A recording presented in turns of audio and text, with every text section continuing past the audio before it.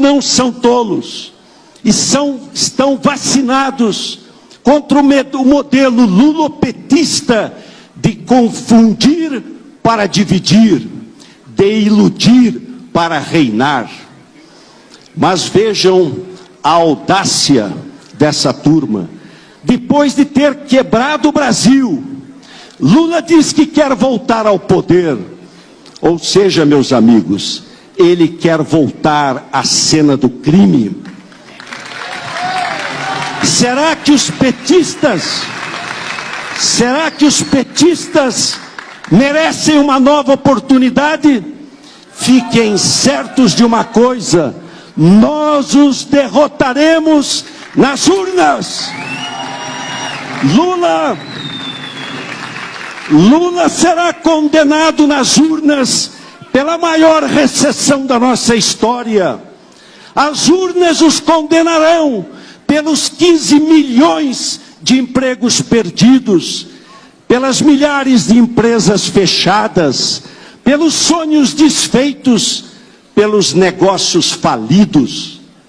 As urnas o condenarão pela frustração dos projetos de milhões de famílias levadas ao desespero, por ter sucateado a nossa saúde, atentado contra a saúde dos brasileiros. As urnas os condenarão pelo desgoverno, pela destruição da Petrobras. A Petrobras, ao longo de 14 anos de PT, se endividou em aproximadamente 900 bilhões de reais.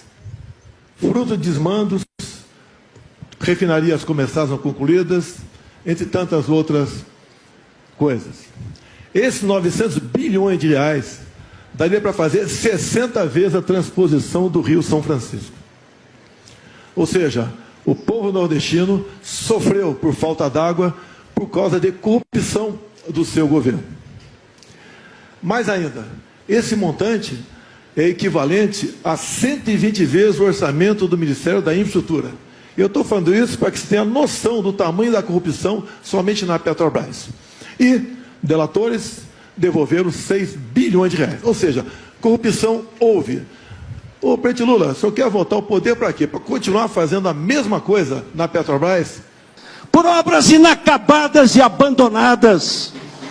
As urnas os condenarão por incitar o maior conflito entre os poderes da história recente, por nos ter posto na vexatória posição de lanterna no cenário internacional.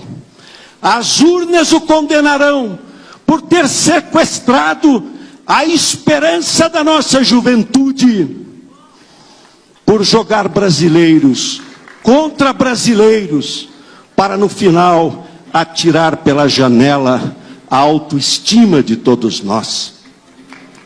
Uai, seu app de vídeos curtos. Uai, seu app de vídeos curtos. Uai, seu app de vídeos curtos.